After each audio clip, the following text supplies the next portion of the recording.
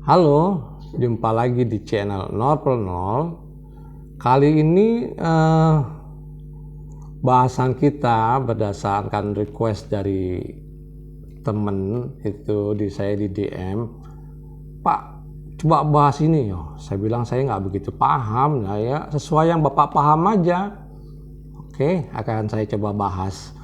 Jadi yang dibahas kali ini adalah masalah kebahagiaan gitu. Kebahagiaan pada umumnya, prinsip umumnya adalah perasaan atau perasaan emosional yang memberikan dampak positif gitu ya. Seperti adalah keadaan psikologi positif gitu, ditandai dengan misalnya orang tuh naik derajat atau dapat kepuasan hidup seperti naik pangkat, dapat uang. Nah, itu kan kelihatan dari raut wajah mukanya itu berbeda, jadi bahagia, jadi seneng lah gitu. Nah, kelihatan banget dari situ. Namun, kalau kita memandang dari sudut filosofi dan agama, tentu akan menghasilkan definisi yang berbeda gitu. Kebahagiaan itu tidak memerlukan hal-hal yang sempurna.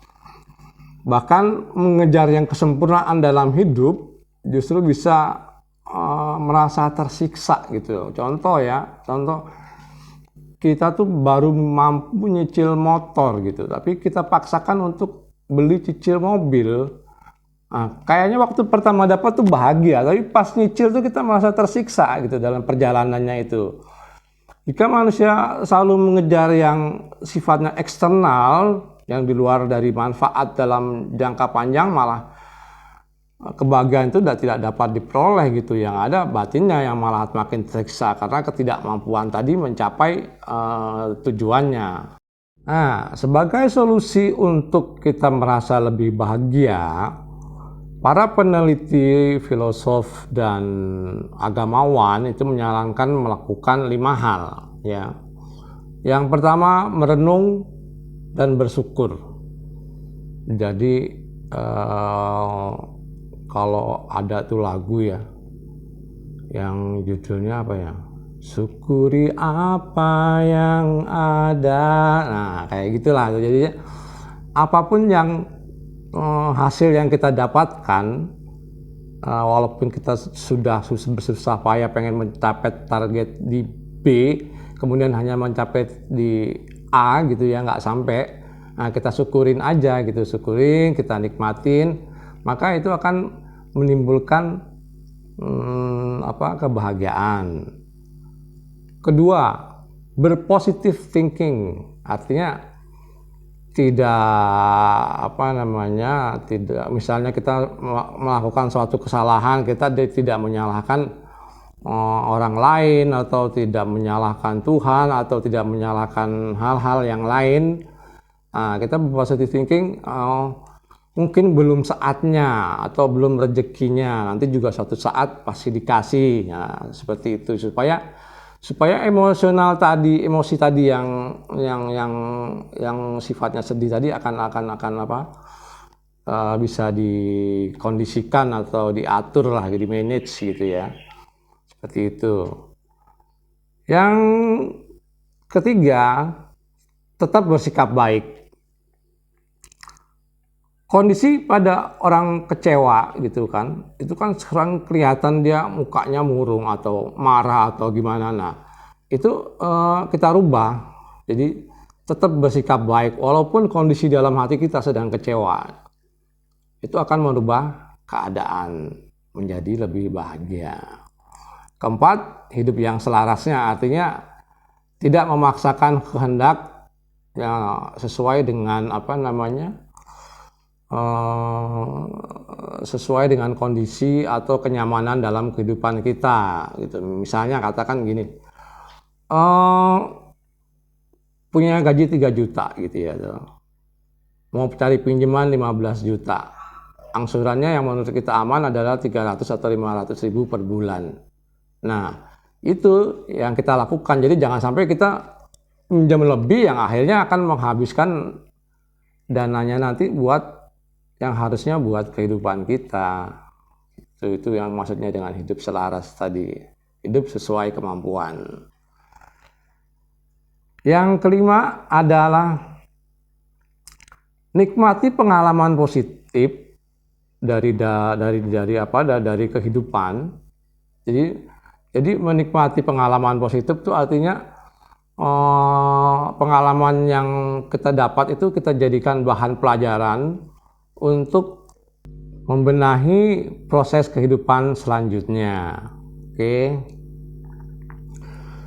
Semakin sederhana kebutuhan seorang akan kebahagiaan, nah itu maka semakin besar kemungkinan orang itu untuk bahagia gitu. Jadi kalau itunya targetnya itu nggak muluk-muluk atau sesuai kesalahan hidup itu, dia makin mudah untuk bahagia. Dan kemudian ada beberapa lagi yang penyebab orang tidak bahagia. Satu adalah terus membandingkan. Punya kita apa, punya tetangga apa, nasib kita gimana, nasib kita tetangga.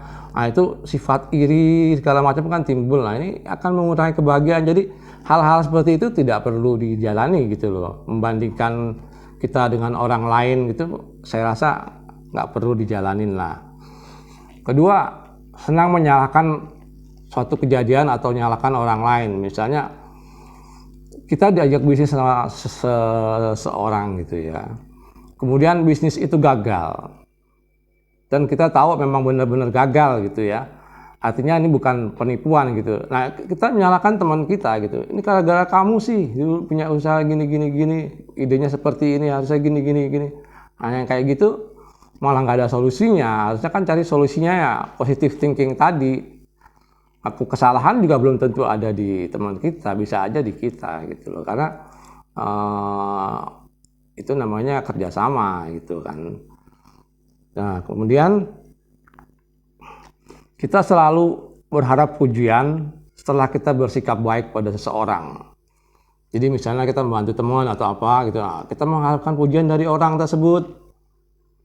Nah, itu juga akan mengurangi rasa bahagia kita. Kalau berniat baik ya sudah. Misalnya kita memberikan sesuatu kepada orang gitu, beri aja udah, tanpa harus pengen dipuji. Kemudian 4, ekspektasi yang terlalu tinggi. Mungkin ini berlawanan dengan hal keempat yang di awal tadi, yang hidup selaras ya. Jadi kita pengen sesuatu yang tinggi yang sebetulnya itu secara logika nggak masuk kalau kita kerjain gitu. Yang terakhir adalah ini selalu ingin menang dalam sebuah perdebatan gitu. Padahal kalau kita berdebat, sebetulnya kalau kita berdebat itu saling bertukar pikiran ya. Prinsipnya orang berdebat itu bertukar pikiran, bukan mencari menang sendiri gitu. Kalau buat saya pribadi ya berdebat bertukar pikiran gitu, memandang dari sudut kita dan sudut lawan kita, bagaimana sudut pandangnya gitu, baru dipadukan gitu, bukan mencari kemenangan sendiri. Ini akan juga menghindari dari kebahagiaan. Setelah tadi kebahagiaan secara umum, kemudian kebahagiaan secara filosofi dan agama tadi ya, kita ambil yang ketiga, kebahagiaan secara medis.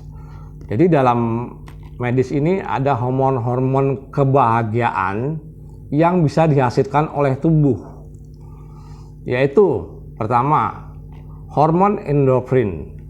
Endorfin ini hormon yang dapat membuat seseorang merasa senang, nyaman, dan berenergi. Hormon endorfin ini bisa dikatakan seperti morfin gitu ya. Seperti morfin lah gitu. Bahkan ada penelitian yang menuliskan kalau dia 200 kali lebih kuat dari morfin. Nah, bagaimana cara mengolahnya hingga bisa mendapatkan ini? Pertama adalah olahraga rutin, tertawa gitu ya. Tertawa itu maksudnya ngobrol sambil lucu-lucuan gitu loh, sambil ngelawak lah, sambil pokoknya bisa ketawa lah. kemudian bisa meditasi, bahkan makan coklat atau makan yang pedas pun itu bisa menimbulkan hormon endorfin gitu. Tapi jangan berlebihan, maksudnya kalau berlebihan kan nanti akan merusak pencernaan kalau yang makan pedas tadi. Kemudian melakukan hubungan seksual itu juga dapat menghasilkan hormon endorfin. Kedua adalah hormon dopamin. Hormon dopamin ini adalah bahan kimia otak yang berperan untuk menyamankan suasana hati, gitu. Ini terkait dengan perasaan senang, misalnya karena hadiah, olahraga juga membantu memproduksi hormon ini, gitu. Hormon dopamin ini bisa didapat dari sinar matahari yang cukup, artinya berjemur, gitu ya. Kalau kita kekurangan hormon dopamin ini itu dapat memicu penyakit seperti Parkinson, depresi, susah tidur. Kemudian yang ketiga adalah hormon serotonin. Hormon ini mengurangi gejala depresi atau cemas dan susah tidur. Caranya mendapatkan hormon ini adalah berjemur 10-15 menit, itu akan membantu membentuk vitamin D yang akan membentuk serotonin.